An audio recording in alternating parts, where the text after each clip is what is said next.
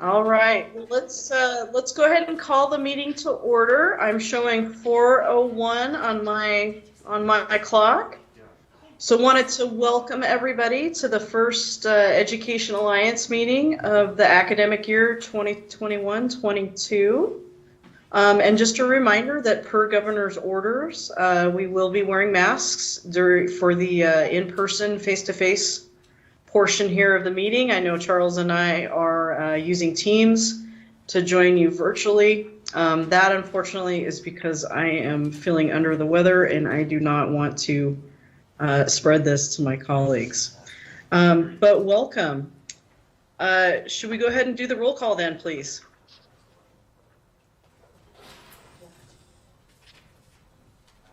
Do I just speak into it or? Oh, press the button in the middle. Oh, there we go. This is what happens when we haven't been in person in a long time. Hello, everyone. It's Landon. So we'll do roll real quickly, just as we keep going around here. It's past 4 o'clock. We're going to start with John, Greater Nevada Credit Union. Here. There we go. Dave. Here. Dave Bianchi. Debbie Beiersdorf. Here. Christine Brown. Joe Klein. Here. All right. Melissa Dedmond. Here. There we go. Mariluz Garcia. Lauren Garfinkel. All right. Kendall. Here. Nice. Did you get it? Okay, cool. Phil. Here. Phil's here. Sweet. Landon, I am here. Chris Morgan. No Chris. He's actually on his way. Oh, he's on his way. Okay. Charles. Here. All right, Charles. Michelle Sanchez-Bickley. Eric. Present. Present. All right, love to hear it. Dave. Here. Okay, and Jill. No, Jill. Okay. All right. That concludes roll. We need 9 for quorum, and it looks like we got 12, so we're good for that. All right, thank you, Landon. Was just going to ask you if you had enough, so thanks so much. So moving on to agenda item 2.01, approval of the minutes of the June 28th, 2021 Education Alliance Board of Directors meetings. I'm looking for a motion and a second to adopt the June 28th meeting minutes, excuse me. This is Dave Bianchi. I'll move to approve the minutes for the June 28th, 2021 meeting. Thank you, Dave. Do we have a second? Eric, I'll second. Thank you, Eric. Any discussion on the June 28th meeting minutes?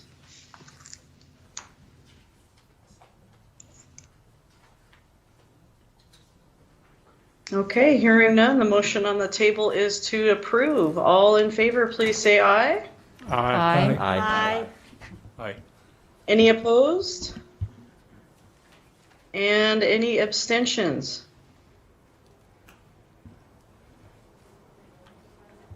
All right, thank you all very much. We'll go ahead and move on to agenda item 2.02, consideration and possible action to approve the Education Alliance mission statement and strategic plan 2021-2024, including the implementation of a mission activity by board members to share involvement with education and the Education Alliance. This is also for possible action.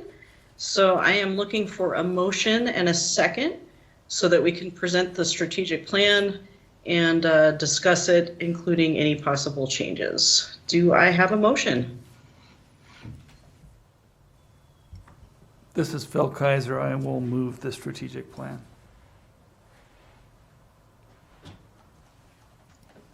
And Phil, just to clarify, thank you. Are you moving to go ahead and adopt the strategic plan? Yes, I am.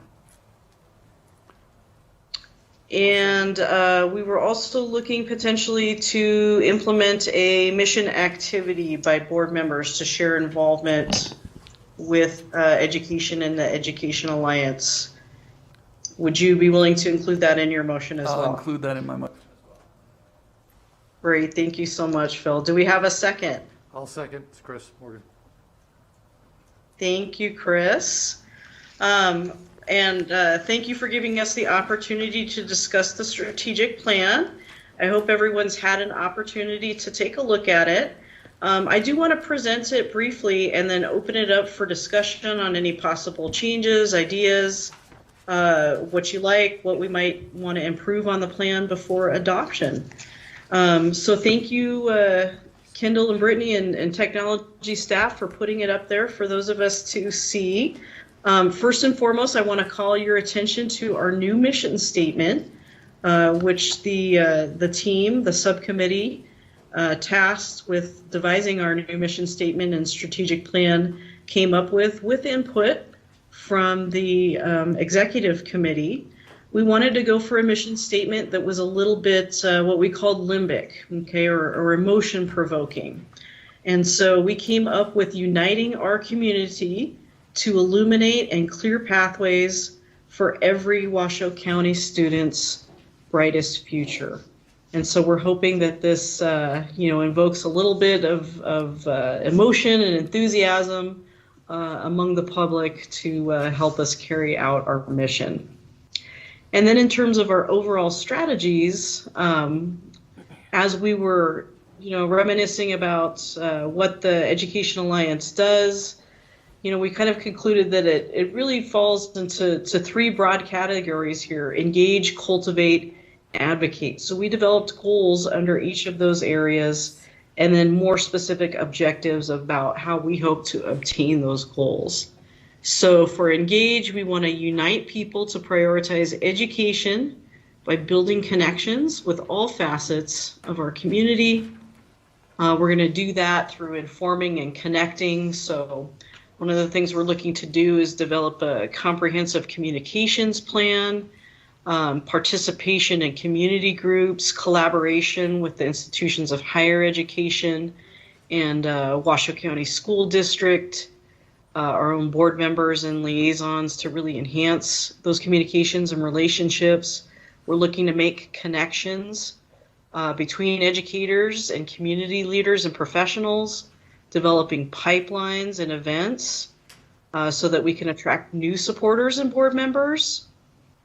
We want to be participatory on Washoe County School District, UNR, Tmcc events and teams to help provide that targeted and timely support, and then provide opportunities for students, parents, and community stakeholders to connect at the various events that the Education Alliance hosts. Why don't we stop there and maybe have a little discussion? Any thoughts, comments, things we might want to change? I have a comment. Oh, Joe, go ahead. Well, first of all, I just wanted to, I think this is a great document. I like the brevity of it, but I also like the 3 pages of indicators for success. That's a wonderful thing to have that there. I had in your verbal description, you were very clear that the Alliance isn't just about the private-public partnership, but also the alliance among the 3 institutions, Washoe and Tmcc and UNR. I thought maybe there could be a little bit, and maybe it's already in the written part sufficiently well, but I wanted to bring up some thoughts about how to strengthen the higher ed parts of it. And for example, there's a discussion about a presentation to the Board of Trustees meeting. I wondered if there could be some sort of presentation made to the CEOs of TMCC and UNR as well. And maybe Debbie or Dave know, is President Sandoval holding these CEO meetings? Yeah. Okay.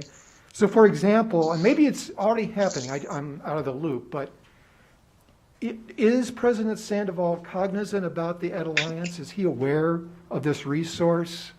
And maybe there could be a presentation the Ed Alliance gets in on those CEO meetings. He's aware of Ed Alliance. I don't know if how much detail how much detail he understands at Alliance. It probably wouldn't hurt for him, for us to make a presentation to him or somebody, me or whoever. Yeah, it just could be something that could be added to that agenda. I got the feeling in the past that TMCC and the UNR presidents just weren't really that aware of the Ed Alliance and perhaps what we could offer to support them. So just, that's a thought there. Would love that. And I've got sort of I won't read it all, but I've got a list of maybe the kinds of things that we could push a little harder and maybe even could find their way into some of the indicators of success. Just to highlight one or two, maybe the Signature Academy integration into the degree programs. I don't know how strong that is anymore, but that's something that could be pushed a little harder perhaps. Maybe I'll stop there, but now that UNR is a community engaged institution, this is a great example of that, and perhaps TMCC is looking at that as well. Well, my comment to Yeah, that thank would you, be Jen. definitely, we would definitely enjoy having the opportunity to make a presentation, if that's appropriate, to the CEOs and the leaders of UNR and TMCC to share the kind of work that we're doing. And, I will present before anybody. If the chamber or Renown or anyone wants to know what we're doing, we would love to share that and open the door to, have the opportunity to have discussion around how we can always do more. We're always looking for an agenda to that meeting, so you saved us having to think of one for the next one. Yeah. Could I just add on to that for a second? I know Dave and I talked previously about dual credit programs, and I think that connection between sort of the pre-K 12 and the higher ed might give an opportunity for that. Yeah, I totally agree. That's on my list. Yeah. And I can I can just share that list with you guys. I don't know if it needs to be in the strategic plan, but it could be. There may be some targets that we would be identifying as indicators of success. I'll jump in real quick. This is Eric. I agree with you, Joe. I think that's what's very critical to mention. And I like under engage how we have it listed twice. I think that's exactly the idea. Is we want to promote as much interaction and connectivity as we can, and I think this group facilitates that. So, I like how it's highlighted here, and I think we need to continue to keep that in mind and keep looking back at this to remind ourselves how we can help, so. And good job, Melissa, on getting this team together. One other thing I wanted to just address under that same note is that one of the suggestions for indicators of success is to add a board agenda item for the institutions. And this is the beginning. This will do that this time. The liaisons from WCSD, Debbie and Dave and Melissa, to give a brief update on what's the hot issues, current issues that are happening, not more than 3-5 minutes or whatever, to just kind of update our board on what each of those institutions are going through right now, doing, other than the big C word.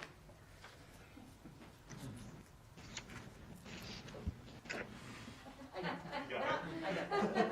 you're right, there is another,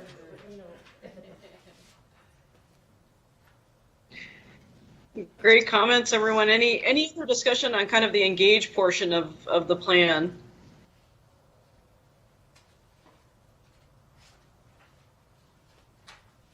Do you want to briefly if we could briefly walk through the other two areas there, cultivate and advocate, and then just kind of what I'm hearing is maybe this item might need to be tabled if folks have specific items they want to insert or modify.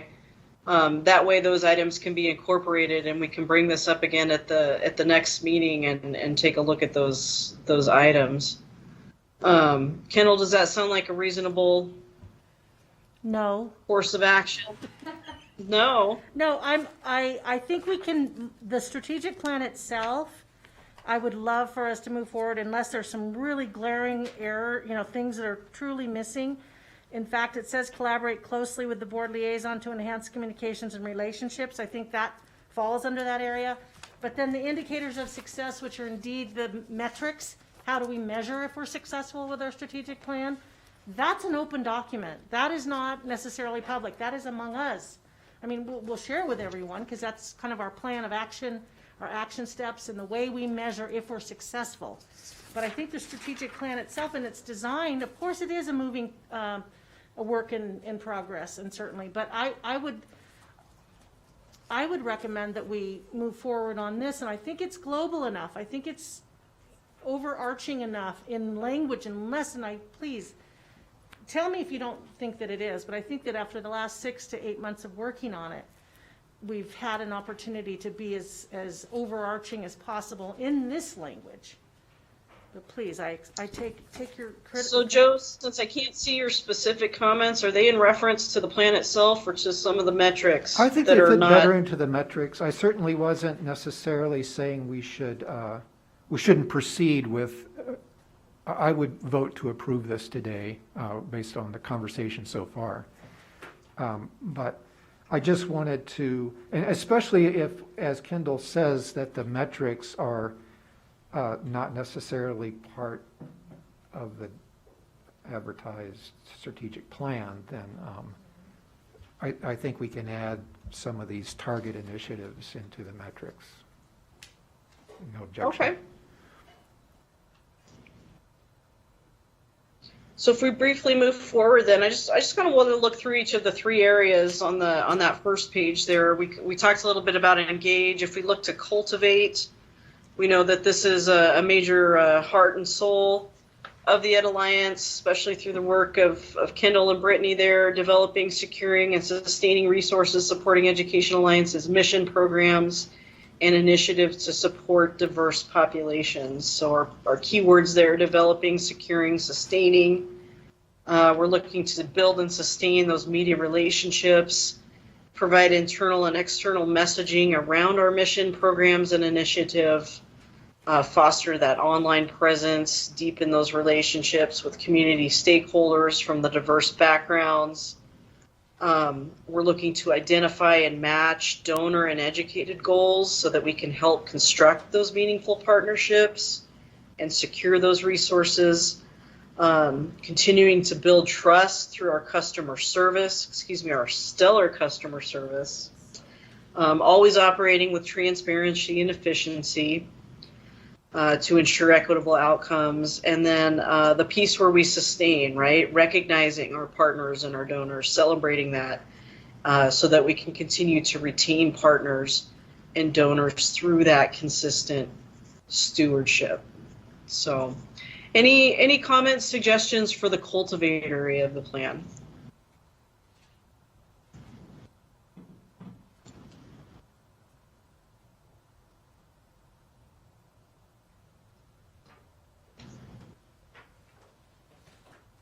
All right, hearing none, let's take a look at the advocate section. I know this incorporates a lot of what our P16 Council does, using data to develop strategies and forge collaborations to promote best practices to increase student achievement. So our keywords here, we're analyzing, strategizing, and collaborating. So we're driving pre-K to college, or our P16, best practices, analysis, and projects.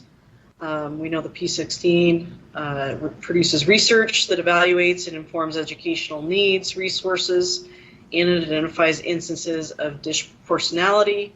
We're looking to explore ways to improve student experience, correct any misconceptions about education, and improve public perception. Also provide open and inclusive stakeholder forums and raise awareness and share key P16 educational issues and initiatives publicly. And then support career, college, and wellness initiatives to minimize barriers for students. That's second to last. Any comments, suggestions, ideas on the advocate section?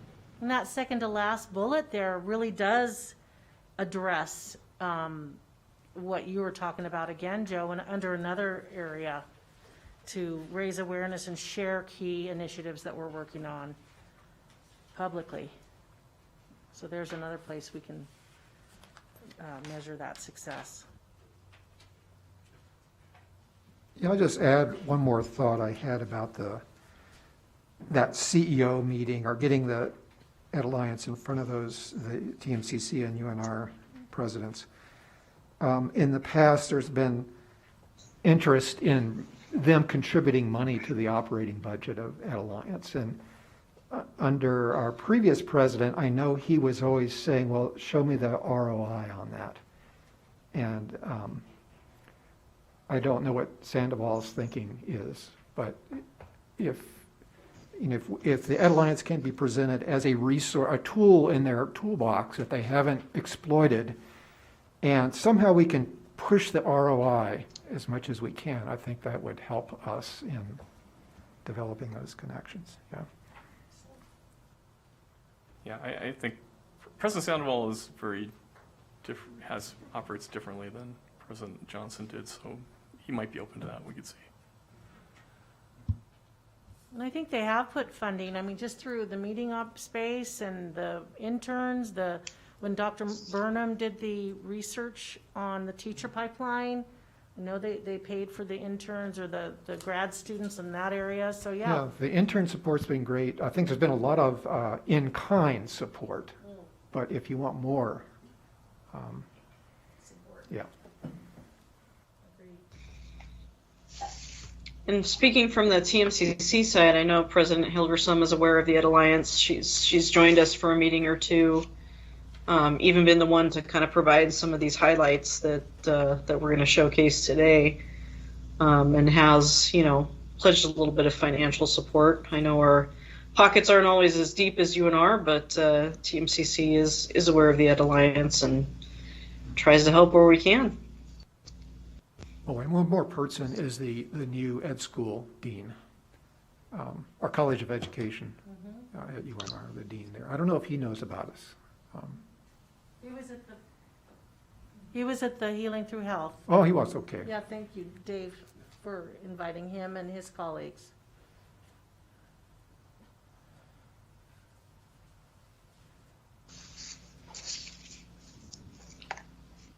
Great points. Any more discussion on the advocacy portion?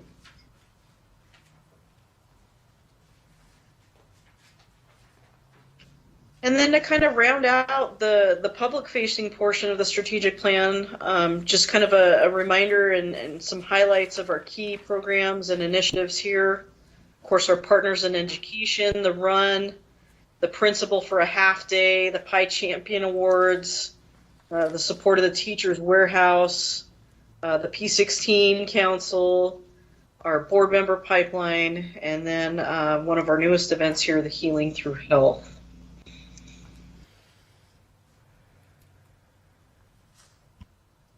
Just a point of information, I had a chance to talk to the governor recently, and I told him where I met him previously. It was at our Partners in Education Awards, and he goes, "Oh yeah, the cherry pie." He said, that looked good enough to eat, he said.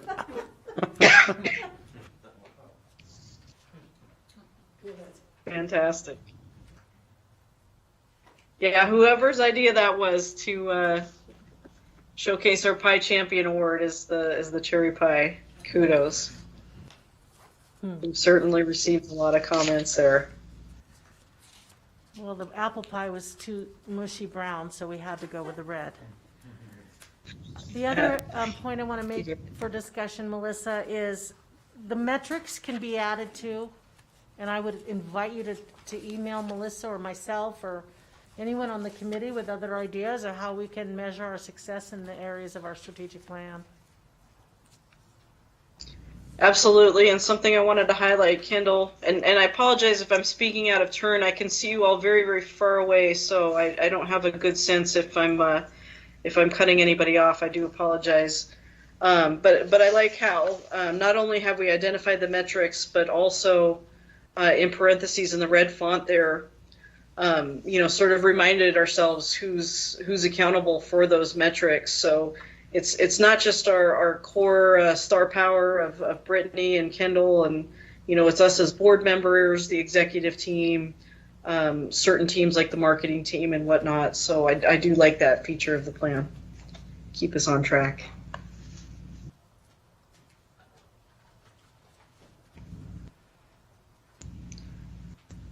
Any other discussion on the plan itself? And as Kendall mentioned, you can continue to forward additions or suggestions for the metrics that we can add to that portion.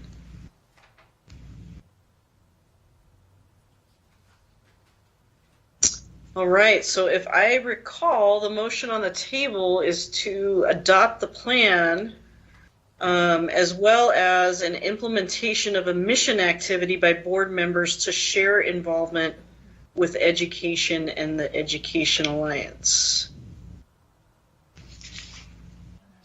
So are we ready to take the vote?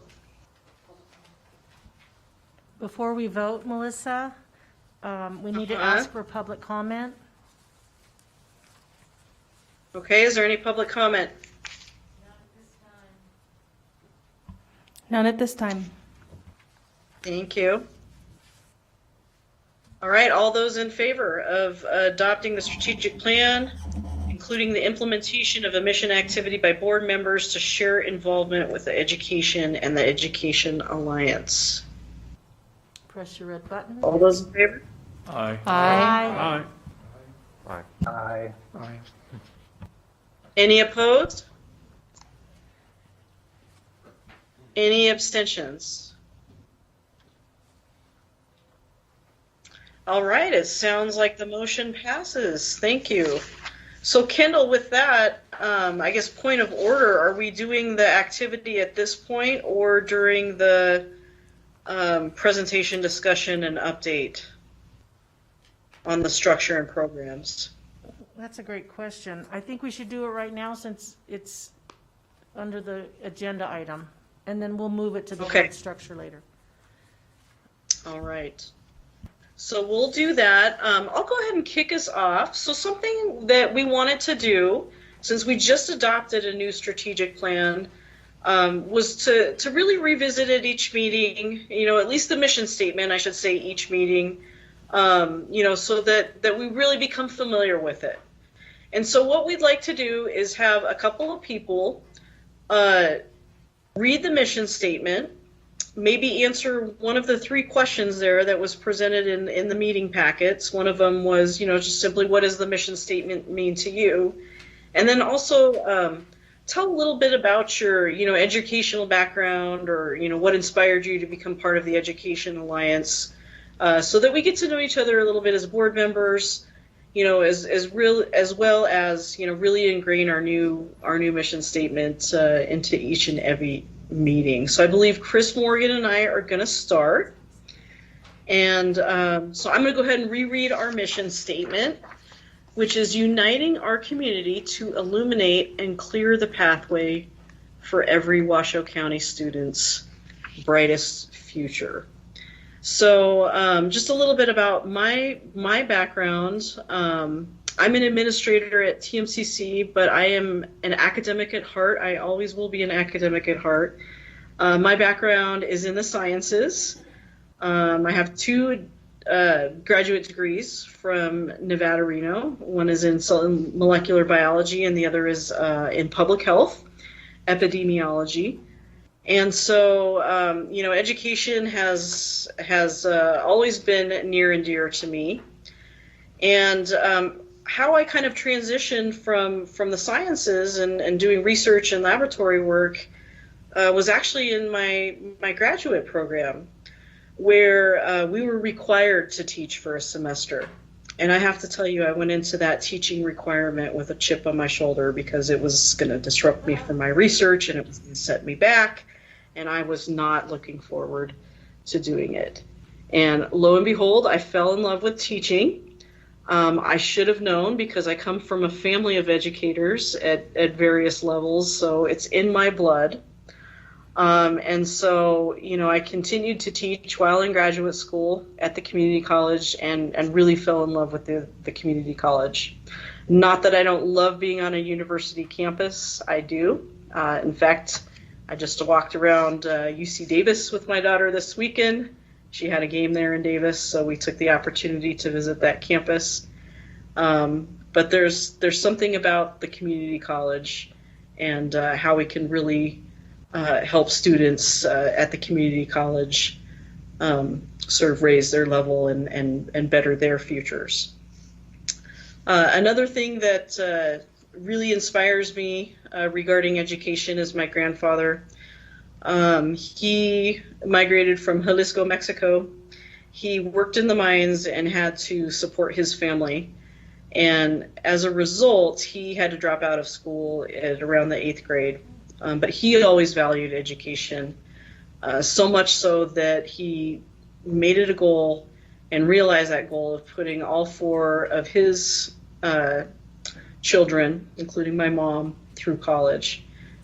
And so he always instilled on them a sense of education. He continued that with us as his grandchildren. And so he's another inspiration behind my love of education. And so now I have the opportunity to work with the Education Alliance in helping Washoe County students. So what our mission means to me, I really hone in on the term connection and a coming together, especially of our community members towards the common goal, which is to better the education and opportunities of our students. And I know many of these students will eventually become contributing members of our own community. So I really like that 360 and that whole circle of education, if you will, that what we give now comes back to us in our students who are going to become members of our community. We illuminate by shining a light or identifying needs within our district, particularly where state allocations might fall a little short, towards all those good things that we know the district would love to provide our students. So I'm proud to help fill in those gaps. And then we clear the pathways by overcoming obstacles or difficulties as much as possible. We do so by helping to inform the public, showcasing all of the hard work and dedication that our teachers and administrators are putting towards our students, and then raising awareness of key issues faced by the district, and help to change some of those perceptions for the positive along the way. So some thoughts on what that mission statement means to me. And Chris, I know you're a much better speaker than I am, so I look forward to hearing your thoughts.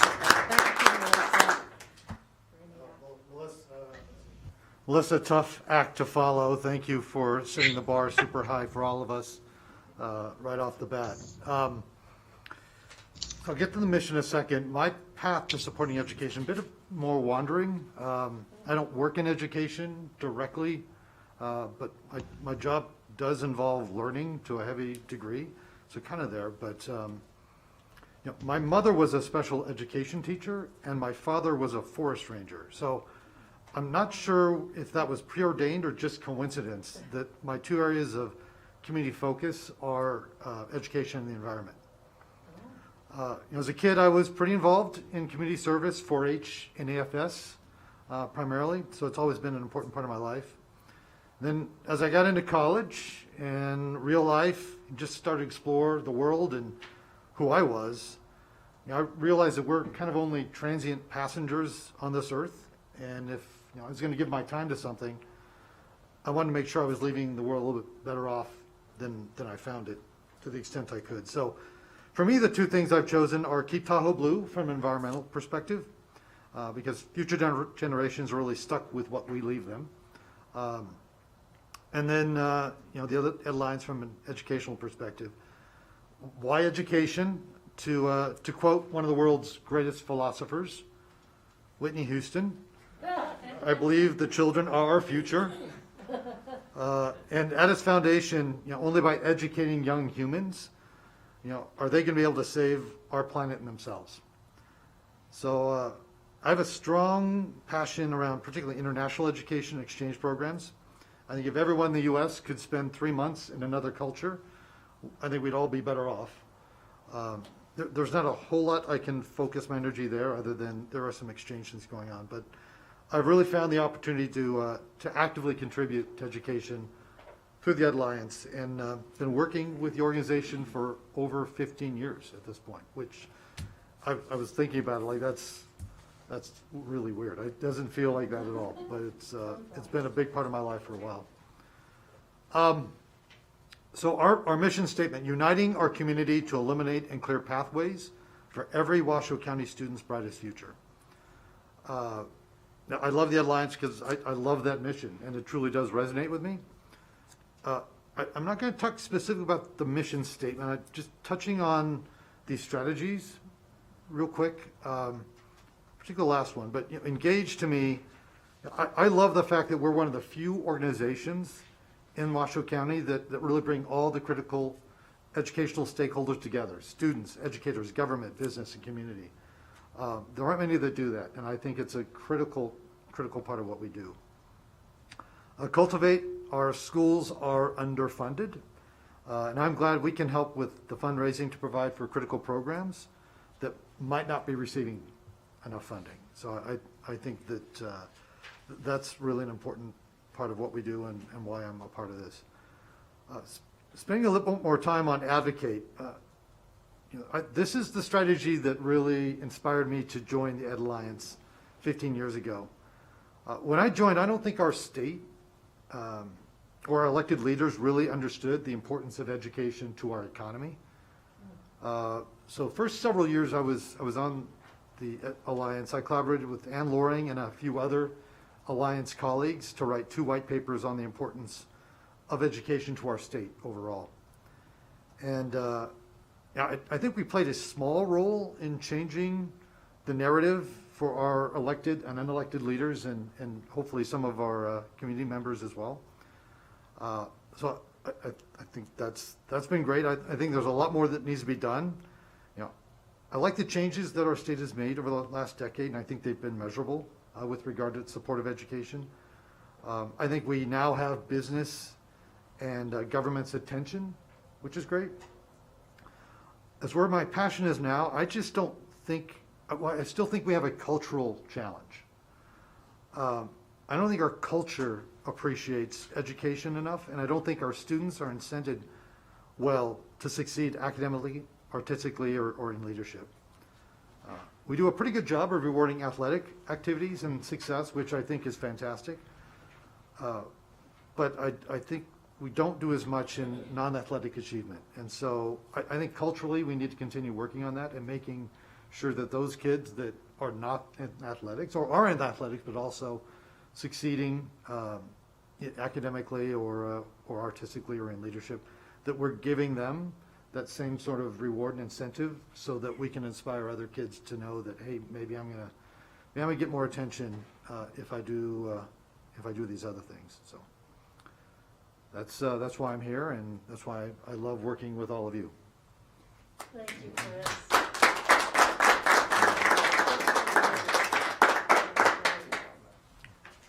Thank you, Chris. I'm certainly glad I got to go first and not second and have to follow that. I really loved how, I don't know, from you I got how we can really make our mission and our strategic plan and how we can really put that into action. So thank you so much. All right, let's see where we are on the agenda. I think we are on agenda item 2.03. Presentation, discussion, and update on the Healing Through Health initiative to generate funding and raise awareness of the need for student physical, nutritional, and social and emotional health support. Kendall, I'm going to turn it over to you. Real quickly, I just want to adjust the roll call real quickly, just so it's on the record that Christine Gallagher, Chris Morgan, and Michelle Sanchez-Bickley arrived after the original roll was taken. So I just want that on the record. And Kendall, I will go back to you. And I'm going to roll it over to the chair of the Special Forces, Dave Bianchi. Thank you, Kendall. Thank you, Melissa. And think everybody that was on the Special Forces group, we all know who you are. Raise your hand. That was 1, 2, 3. Eric, weren't you on there too? I thought so. Chris. We put on a little party, and the party had a purpose. And when we started talking about this, we really had a very short turnaround time to put all this together. It actually got extended slightly when the restaurant contacted us and said little problem with supply chain and couldn't get all their equipment in, so we postponed it a couple of weeks, which helped a little bit. But we were scrambling to get people out, scrambling to get sponsors. But we decided that there were 3 things that were important. One was to educate the public about what we were trying to accomplish. And the second was to raise a little bit of money, as much as we could in a short span of time. And third, and maybe most importantly, and the thing we accomplished the most was to have fun. Yes. I don't know about the rest of you, but I just had a ball that night, and it was a great time. The water bar, Sparks Water Bar, just did a phenomenal job, and everybody. I invited a whole bunch of people, and everybody was just blown away. One couple that I invited were my cousin and his wife, who just not too long ago moved here from California. Oh, he said, that place reminded me of San Francisco. I think I took that as a compliment, that it is. And we had a couple hundred people show up. And again, for the time frame, I thought that was really great. And I just thought it was a huge success with the time frame that we had. KTVN News, Landon just really came through.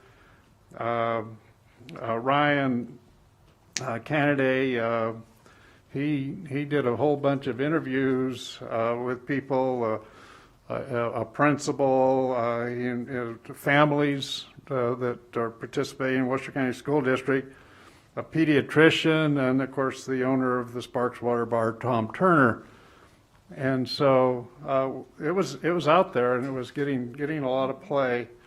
So that was really good. So some of you might be wondering, did we make any money? Or how did we come out financially? And so Kendall, I'm going to turn it back to you for that. All right, thanks, Dave. I agree with you. It was such a wonderful event, and I just want to thank each of you for your leadership, and your commitment to turning this around so quickly. And it's amazing to me. Like Lauren Garfinkel provided a $500 donation for the boost on the social media. That was just out of the blue. She offered it, if you recall. Dave, for your leadership for the 11 tickets you bought. Dave Shintani for the UNR sponsorship and tickets. Melissa, your donation that night and tickets on the TMCC sponsorship. John, thank you so much for Greater Nevada Credit Union sponsorship. Phil Kaiser, I can't thank you enough for your Wellness Warrior sponsorship at the highest level. It meant so much, and I was sorry that you weren't able to come to that fun party, but we'll try to recreate it for you at another time. You can buy us dinner at the water bar some night. Well, we got to buy him dinner. And then, of course, Renown came through with a $5,000 donation. Michelle, thank you so much. Chris, music was awesome. Eric Henry Anderson donated, and thanks to your facilitation of that great donation, I think it made for an incredible event.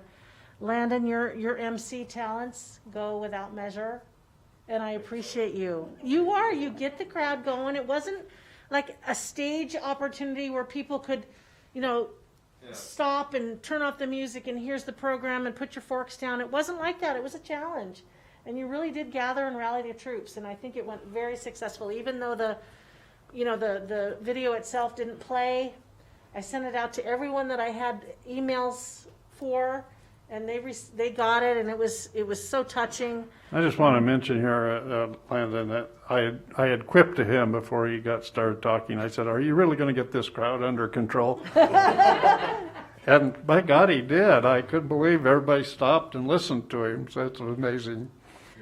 Well, and between Landon and Christine, thank you for coming early, for buying tickets, and for helping us set up posters and sponsor posters and everything. And Debbie for buying tickets, and Charles. I mean, I think it was a great time, Joe. We missed you terribly, but thanks for your donation toward this effort too. It really means a lot. And I would be remiss if I didn't thank my staff. You guys are my rock.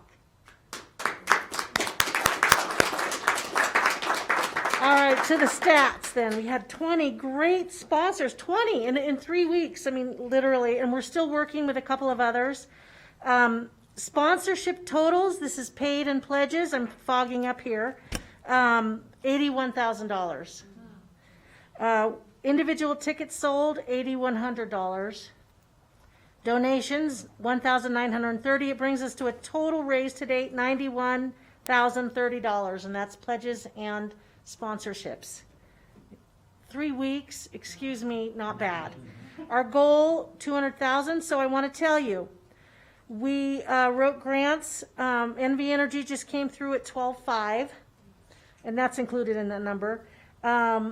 We want to write some other grants, but the really big news is Monday, Brittany and I will present to the Microsoft Employee Annual Give campaign. And last year we were a designated charity among 4 others, and they donated about $18,000. This year we're one of the sole charities under 2 areas. And so they believe that would generate another $20,000.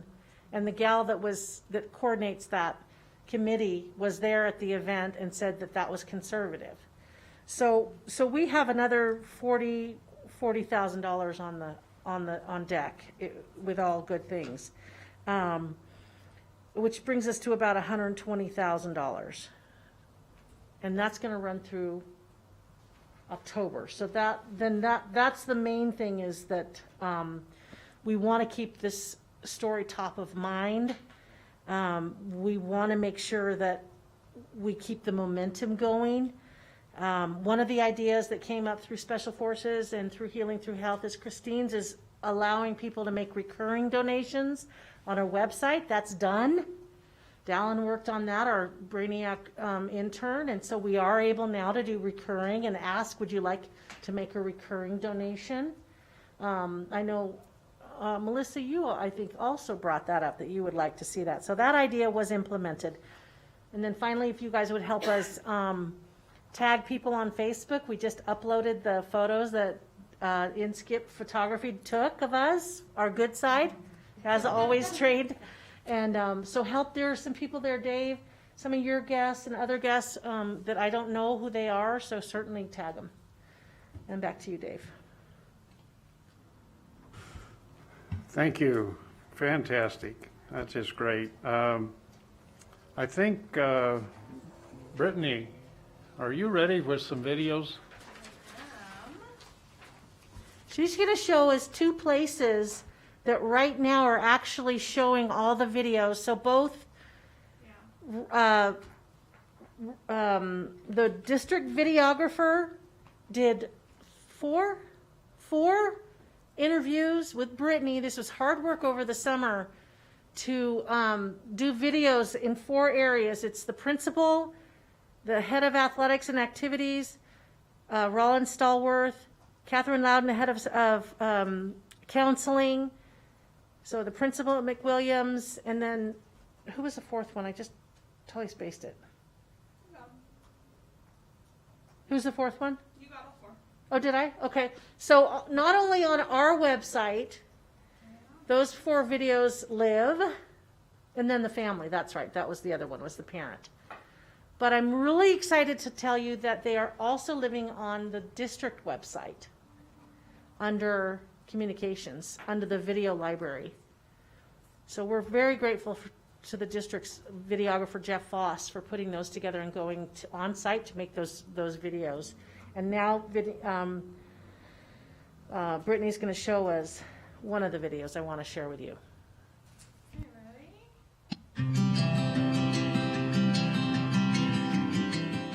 Hi, my name is Amanda McWilliams, and I'm the principal of Hunter Lake Elementary.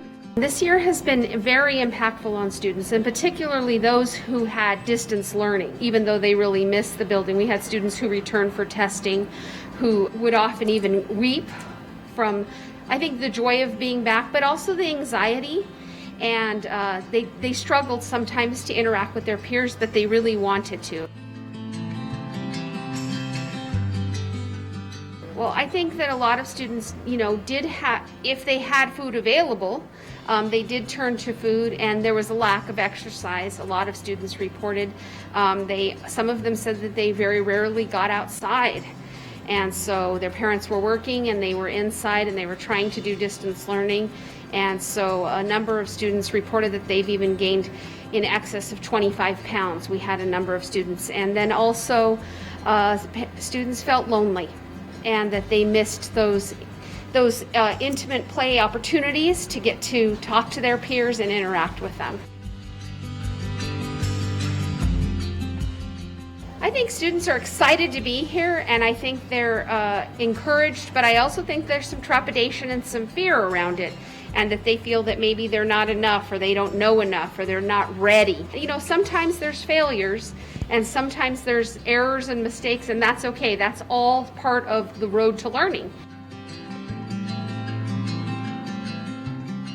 Many of our families had food insecurity over the pandemic. In fact, my counselor and I spent a great many months just delivering food to families and helping them to connect with the food pantry. And I think students heard that. They heard that parents were concerned about being able to pay the rent, about having transportation, about having gas, about having food. And I think it made students nervous and uneasy. Sometimes students were left alone, or they had very little interaction because the parent was trying to work simultaneously. And so they were kind of on their own with this technology that sometimes they didn't really understand, and that they felt isolated. I think the students that had access to health care, had access to food, it was much more of a normal year for them, as opposed to students who maybe were lacking some of those basic needs. This is a time when schools need to feel the arms of the community wrapped around it. We are not just a place of learning.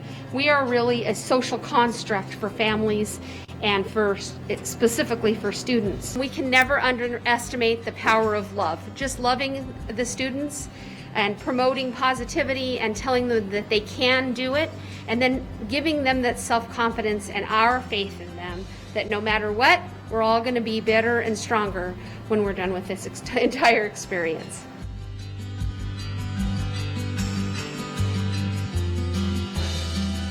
And that's how all those videos are designed, with that kind of question and answer around that.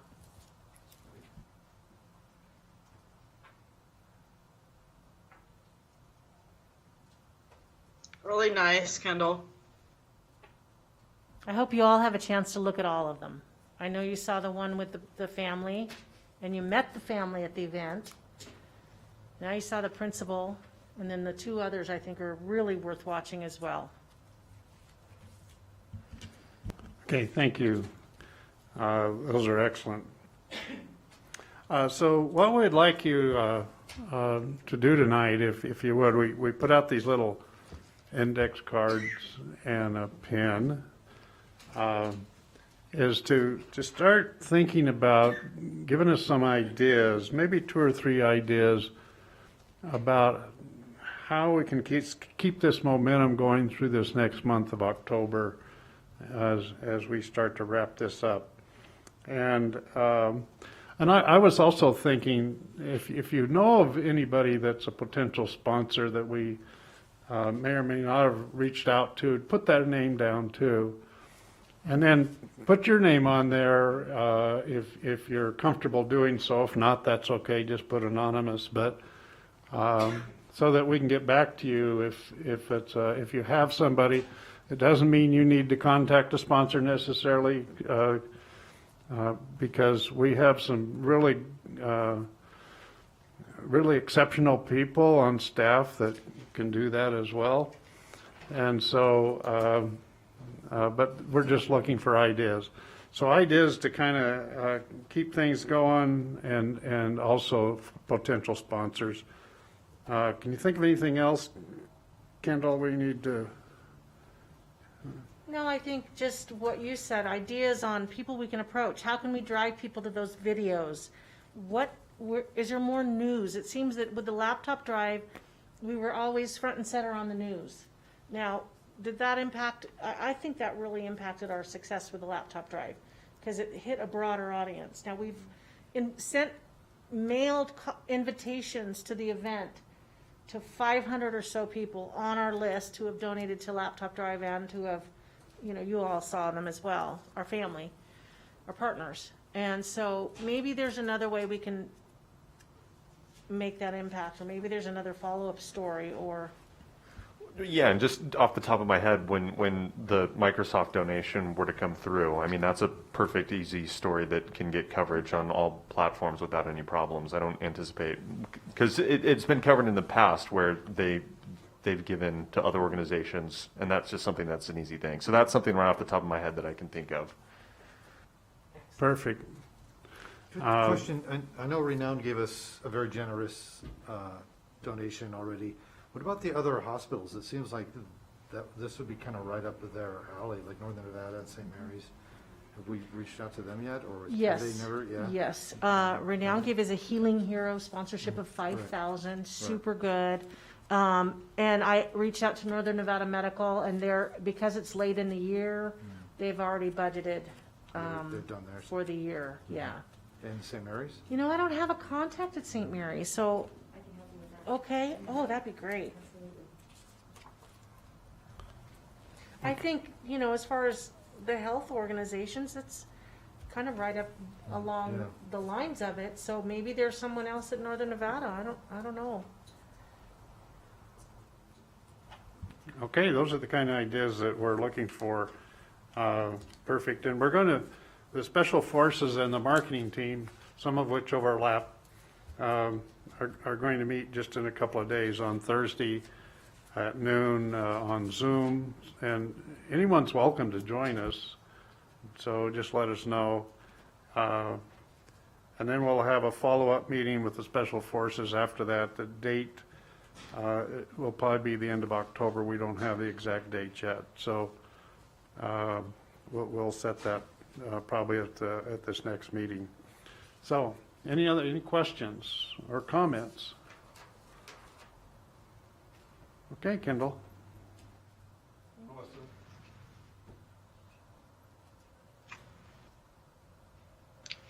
right.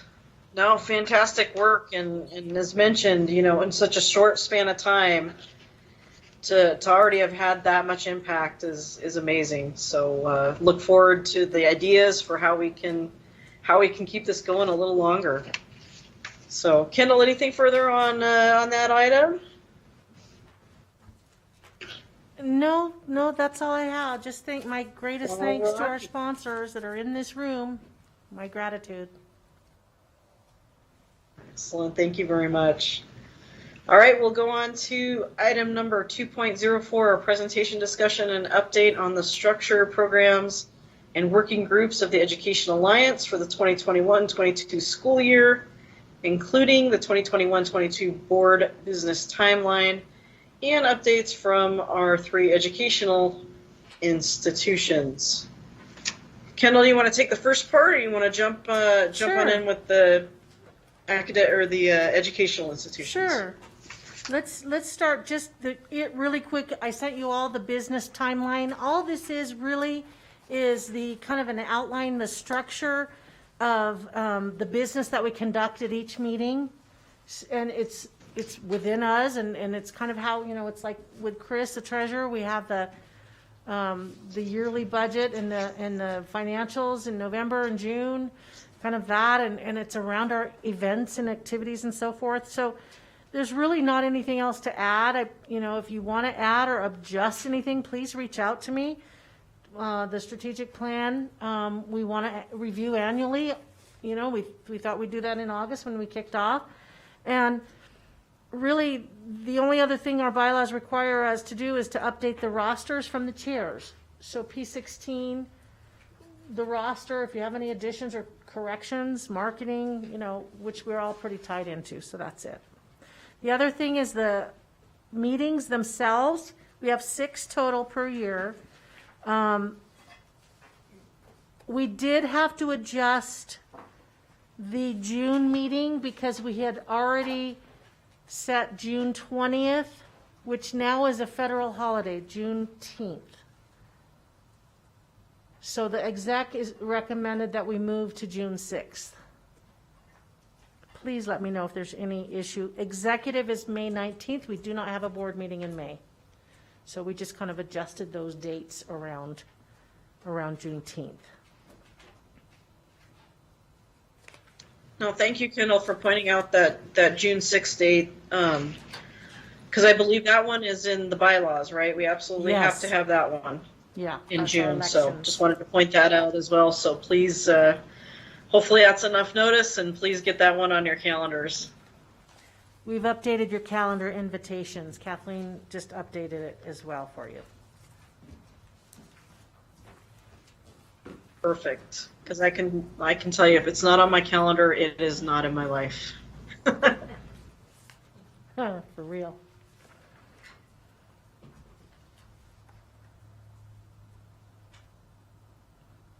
And the only other thing I would like to say, I know, Melissa, you're going to go over the 100% Giving Board, but I want to thank you personally for establishing a birthday fundraiser on Facebook for your efforts, for your donation to the board.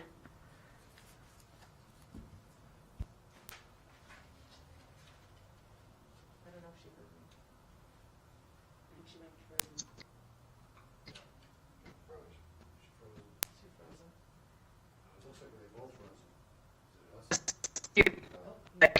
The good lead in there for You're breaking up a little, Melissa. the annual fund.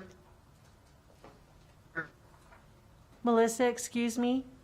You're breaking up. We're not hearing you. I think maybe our side, because Charles is frozen too. Oh yeah, Charles is frozen now too. The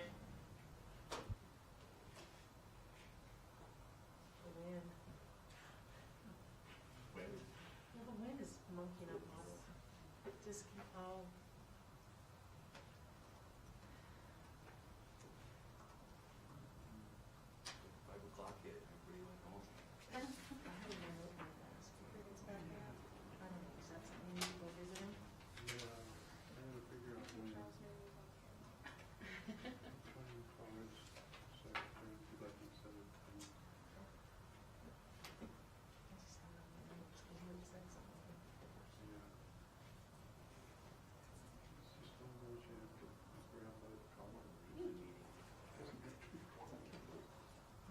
We'll bring him a coffee. We'll bring him a tea, whatever. I'll take the index cards too if you want to pass them all along. Thank you. Nice.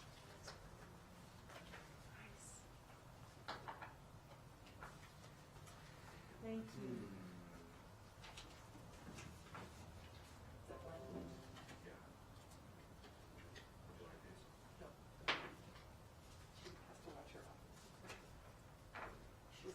Thank you. Oh, Kendall, I nice. don't have Melissa's number, otherwise I'd text her. What's that? I don't have Melissa's number, otherwise I'd text her, but Want me to I text don't know her? if she knows what we're doing. Yeah.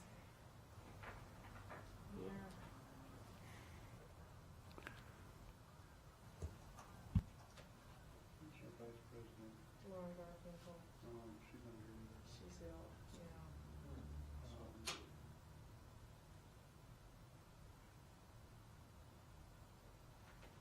So despite what's going on here, it looks like this can work, this sort of. If we're in this room. Yeah, that's great news. I'm getting you back. Now, where does that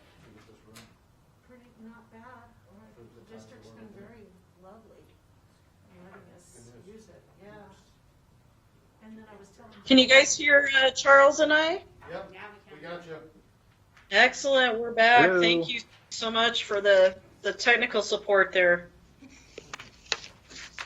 So I'm not quite sure where I cut off, but I'll just pick up where I left off. And that is our goal for 100% board giving. So I know our returning board members know, but for our new board members, we do have a goal every year of 100% personal board giving. I know from my own foundation that the amount is not as important as the fact that we have that 100% participation, because I know Kendall and crew take that message when they go out and they seek funds for the Education Alliance, that they have that support and they have that buy-in and they have that commitment from their very own board members. So even just a small bit to contribute to that ratio of 100% helps. And so if you haven't had the opportunity yet to give, I encourage you to do so, and just do so with gratitude if you're able. Kendall, did you want to add anything there? No, thank you for your generosity. It's wonderful. Absolutely.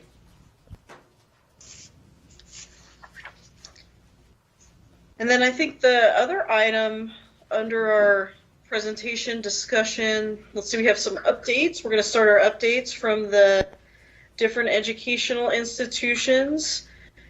Debbie, you want to kick us off from Washoe County? Tell us about all the happenings that are going on in the district. I can imagine there's a lot.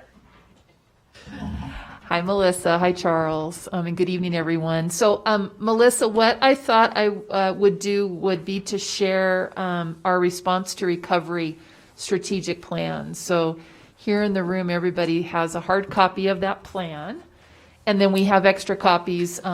Brittany's going to hold on to them for you and Charles and the other members who weren't able to be here. But if you both want to follow along, you can find it on washoeschools.net. It's right on the front page. Oh, perfect. Thank you. Kendall told me I had 2 minutes, so I'm going to be really quick. Because when you have time to read through this, if you haven't done so already, because it's not brand new. I know many of you have seen it, but when you have time to read through it, I hope that you would do so. So if you would indulge me, I've tabbed a few pages of information that I thought the board would find of interest. And then again, I'm always available to answer questions folks, have tonight and as well as moving forward. So I think traditionally strategic plans are usually put in place for about a 5-year, sometimes maybe even a 6-year period. And that's definitely been the case in some of the strategic plans in the school district. This is a 2-year plan. So a short-term plan really focused on recovering from the events of the last year and a half, about a year and a half. It was approved by our school board approximately 4 months ago. So again, it's not brand new.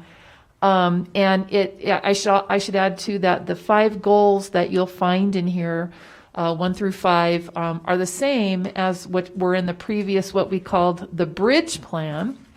And the bridge plan was a very short-term strategic plan that took us from our Envision 2019, to the time that Dr. McNeil, our superintendent, was interim, and then now we've got this 2-year plan. So we tried to keep as much stability in the strategic plan as we possibly could. So if you bear with me, again, what I thought this team might find of value, if you open up, and let me get my glasses on, page 1, just adjacent to page 1 is a timeline of when reporting is going to happen. And I'll say here that the reporting is actually going to be on last year's strategic plan, the bridge plan, which it's a little confusing sometimes to kind of wrap your head around that. But that's the reporting structure. There was a day, some of you may remember that, where we would sit in this room for about 7 or 8 hours and report out every department, every a department lead director was here in the room, and it was just way too overwhelming. And if you were fortunate or unfortunate to go first or last, depending on, I guess, how much interaction you would have had with the trustees.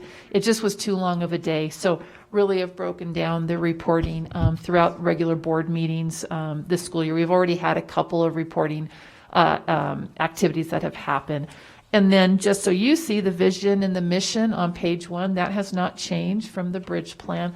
The plan is, as it sits right now, that when we start to come off this recovery plan, we will be back out in the community in a more traditional approach to coming up with a strategic plan. So all stakeholders internal to the district, our community, obviously Education Alliance will be a big piece of that as well. And then I moved forward to Plan 3. I put my glasses on so I can read my notes.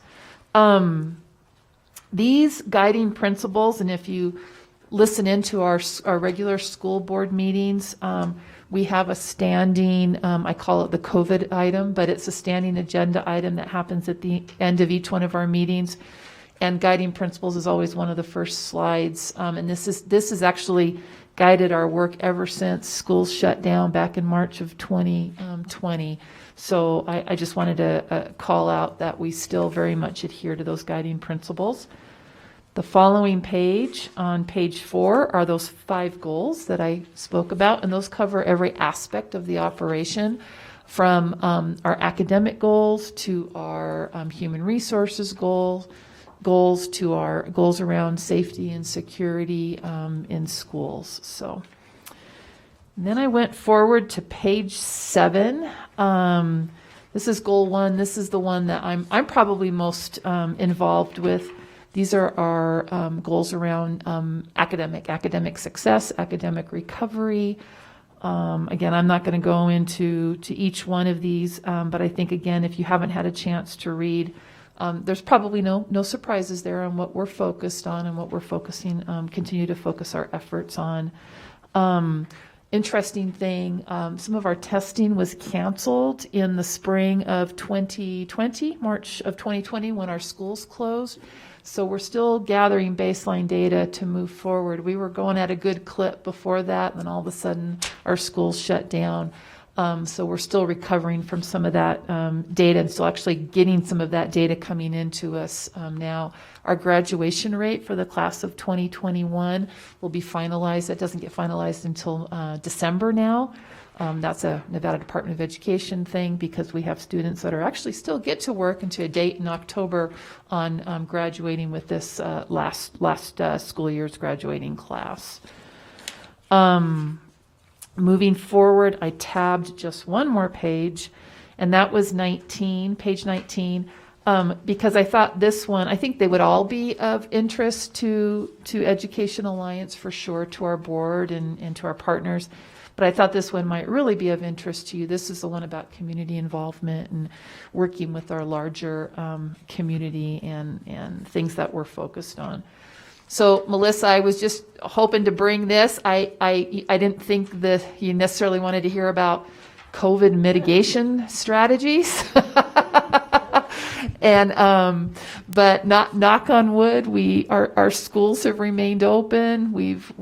Our teachers, our principals, all of our team continues to move mountains. And sometimes, and I'm looking at Phil when I say this, sometimes I think, I don't know how this year is almost more difficult than last year was. But we're getting ready for the fall break. That's next week. Everybody needs a break. And then the week after is the end of the first quarter of the school year. Believe it or not. Wow. So just wanted to share this with you, and hope it's of value to different aspects of this organization and the work that we doing here. So I wanted to keep it upbeat and positive, and wonderful things are happening in our schools. So that's all I've got. No, thank you, Debbie. And I was able to follow along just perfectly on the website. It was beautifully featured and easy to find. So thank you about sharing with us, some of the great things that the district's doing, and, where we can go back and reread those sections of the plan. So thanks so much. So Dave, it's Dave Shintani. It's you and me. You want to go first? You want me to go first? I could go first. It's fine. All right. Yeah, so this is kind of we're in a planning phase at UNR right now. I could talk about a couple initiatives that have been new initiatives that have gone on. First, this fall we had a Nevada Fit was the program we do for the pre-college kind of boot camp to get students ready and to become students. And this year we had about 3,400 students enroll. It was all departments, all colleges participated. On top of that, we gave everybody, all freshmen, an iPad. So we have an agreement with Apple to start this digital initiative to try to have Apple support us in terms of training students on becoming more digital literate, have more resources available to them.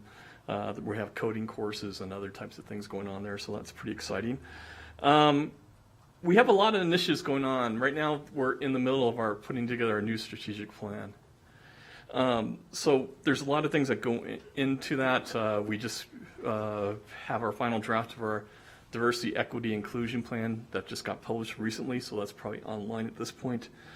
We're also working with the American Council for Education to develop an internationalization plan, strategic plan for the university. That's a little farther behind. We just started that project about a week ago. So putting our goals of how we're going to increase our global awareness and global engagement is one of the things we're looking at. We are very close to becoming an HSI Hispanic Serving Institution, also Asian American, Native American, Pacific Islander serving institutions, ANAPISI and HSI efforts. So we're working to get those applications put together, but our major focus is to develop a better plan of how we're going to serve these minority groups and underrepresented groups and first-gen students, and try to really make it meaningful instead of just hit the numbers of demographics who want to actually have this being a really meaningful exercise. Another thing that you might notice in the news, we have acquired Sierra Nevada University, or we're in the process of acquiring Sierra Nevada University. This is a lot of things just happened really quickly this summer. I guess we're probably about 3 or 4 months into that process. Their board of trustees approached us about us acquiring them. We are going to take the keys hopefully in July 1, 2022. So right now we're working on figuring out how to have a teach-out plan for their students that want to graduate through SNU, working with their students who want to transfer to UNR, and then a bigger plan on how we're going to integrate SNU into our campus, while making sure we maintain its personality and its kind of philosophy for engagement with their community and Lake Tahoe in general. Another thing we have going, which aligns really nicely with Washoe County School District, is we're really trying to become more engaged in dual enrollment also. And we're looking at this from more of a statewide perspective. We have some agreements with Clark County. We're going to have some discussions on how we can best participate in dual enrollment and providing that service to our students in Washoe County. So really, we're in the middle of a planning year. President Sandoval has been on campus for about 9 months now. There's been a lot of changes that have gone through quite quickly, and so we imagine that these initiatives that I just spoke about will be done in a couple. Well, he has a shorter timeline than we used to have. So instead of years, we're talking months on these types of things. So we're really excited. Thanks. All right, lots happening at our sister institution. Thank you, Dave, and I'll apologize for the background noise. My family just got home, so the dogs are excited. So that's what you're hearing in the background there. I see that we're nearing our 5:30 time slot, so I'll keep Tmcc's highlights brief here. We have a lot going on as well. For example, we had our safety center reopen this summer, so we have steadily growing contracts for various custom courses in hazardous materials handling. So we're starting to get a real list of clients, including Nevada Gold Mines, Jarrett Canyon Gold, Ormat Power, Imperial Valley, NV Energy is among them, Cardinal Health Systems, Sierra Packing. And so we are also scheduling public classes in hazardous materials, forklift operator, and repair and reopening. So that's part of what's going on in the CTE area. We recently hosted a tour of Silver State International Truck Dealership, and they're interested in sponsoring employees and apprenticeships and creating a legacy with us. Hopefully that leads to some donations to the college. Our Commission on Dental Accreditation approved our request to increase our class sizes to 20. We're looking to expand that program a little bit. So we can increase to 20 or we can keep them at 14 if given the times that's more appropriate for the workforce needs. So that gives us the flexibility to scale up and down to deliver as needed here in the community. Let's see, also in the technical sciences, our fall FTE is up 18% compared to fall 2020. So that's fantastic. And we're also anticipating more students through our partnership for Panasonic intake, who are going to be coming in through the end of the month here. Let's see, what else is going on? Lots going on here. Through our partnership with Enchi and Goen statewide, Goen again is the Governor's Office for Workforce Innovation. We have that statewide agreement with Amazon Web Services. This is going to give the college access to instructor training, curriculum, and certifications for cloud computing and programming. So we are looking to integrate this content into our careers fast track program, IT skills there. And although I know we're noted kind of for CTE, one of the other major focuses of our mission is transfer. To that end, we do have an INBRE grant, that's Nevada Network for Biomedical Research Excellence. So we have 3 pilot grant recipients, Doctors Megan Gray, Megan Lottie, and Cecilia Fihil. They each gave a pilot grant lighting presentation to the INBRE meeting about their undergraduate research projects and mentoring of students. And undergraduate research is one of the major focuses of our strategic plan at TMCC. We use it as a powerful tool for teaching. And of course, if our students happen to get a publication, that's fantastic as well. Let's see, what else do we have going on here? Oh, we are up for our institutional accreditation. We're at a very pivotal point. We are in year 6 of a 7-year cycle for a reaffirmation of our accreditation. So we use that term because we've never lost our accreditation. And so this is a busy year as we are preparing and writing our evaluation of institutional effectiveness report. And then we'll have a team of evaluators come October 2022 to hopefully reaffirm the college's accreditation. So a little bit of what we have going on at TMCC. Thank you, Melissa. Thank you. Kendall, any other discussion items under that agenda item? Yes, there is, because one of our big programs is the Teacher's Warehouse. I'm going to be really quick. You know, throughout this entire Healing Through Health process, we still have incredible partners in Greater Nevada Credit Union. They did a supply drive for, I think, a couple of months, got great press around the Teacher's Warehouse for supplies for teachers.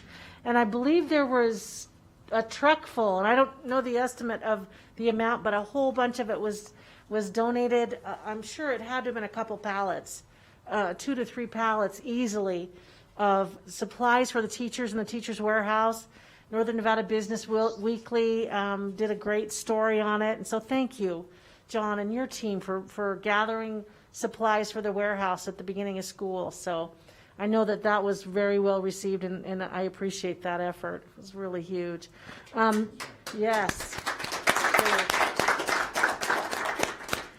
We also have the Row acquired Caesars Entertainment, and they, along with the Public Education Foundation, did a supply distribution to 20 schools, 750 bags full of, there were these gorgeous little bags, and thank you, Debbie, for going, and Kristen attended, and the Row's new GM, Ken Ostomkowski, was there, and there were 500 that attended, 700 teachers were invited. There was about 200 of those 750 bags were donated to the Teachers Warehouse for other teachers as well. And then just finally, Phil and I had a great discussion, and we're going to move ahead on Teachers Warehouse events. They traditionally in the past years have been during Teacher Appreciation Week, but because teachers go off school, they're off the clock, in June and so forth. And then we wanted to do it at the beginning of the school year, during COVID, it didn't happen. But then we don't have warehouse support. And in 2019, we received, I think it was 32 pallets of office supplies valued at about $57,000. And I'll get in there as scrappy as the rest and unload pallets. But I need the warehouse of the district's support in doing that. And so we've moved them to November, the season of giving. So Community Donation Day is locked in at November 5th. And that is 9 to 6. We'll do a lot of press around it. We'll preload our great partners to bring truckloads of supplies. You may recall the governor came in 19, and he brought a trunk load of supplies. And then November 10th, the following Wednesday, will be Teacher Shop Till You Drop Day from 3 to 5:30.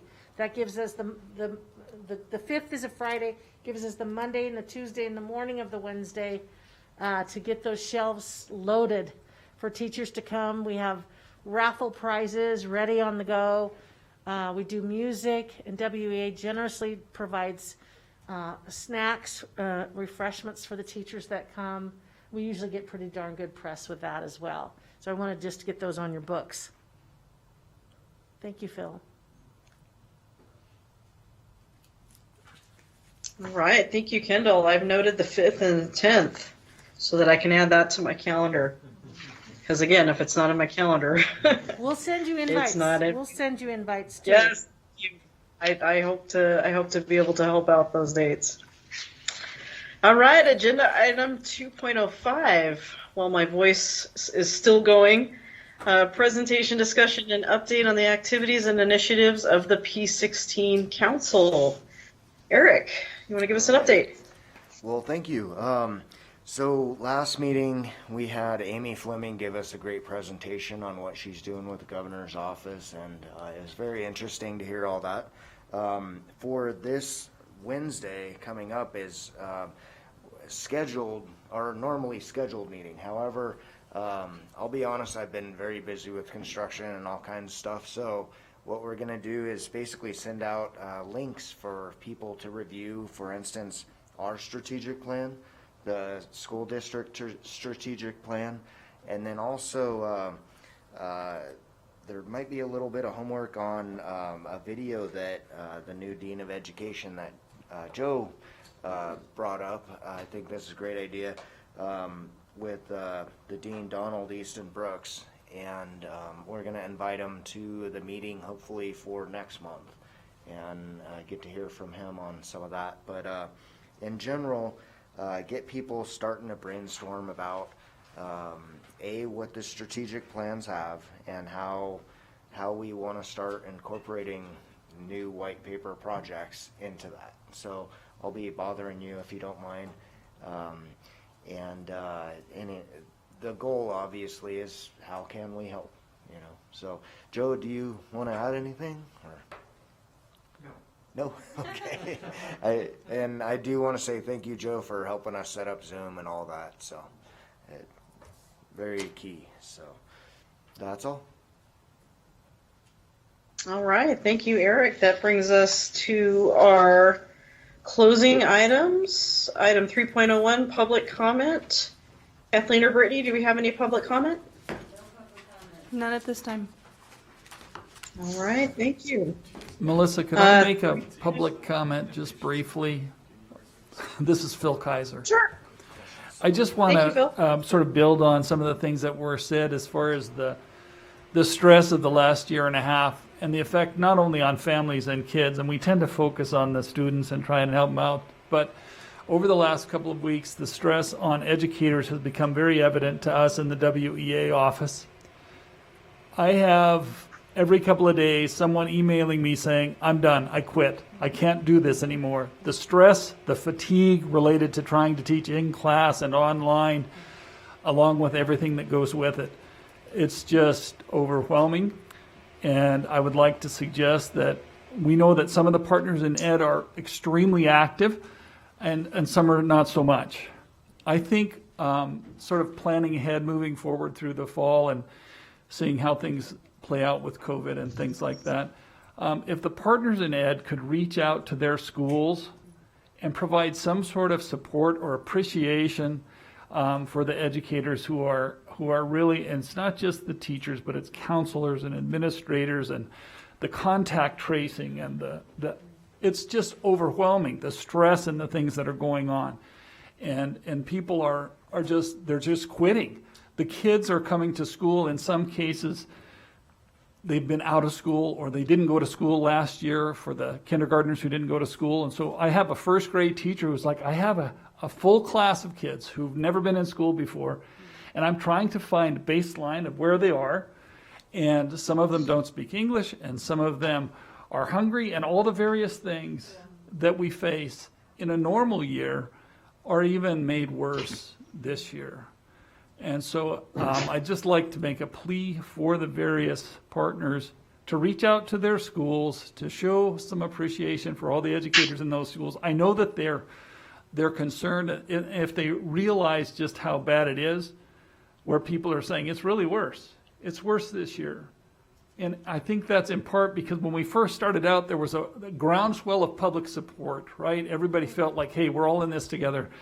And there's been so much negativity over the last several months in particular that the educators are just feeling like they're being targeted. Thanks.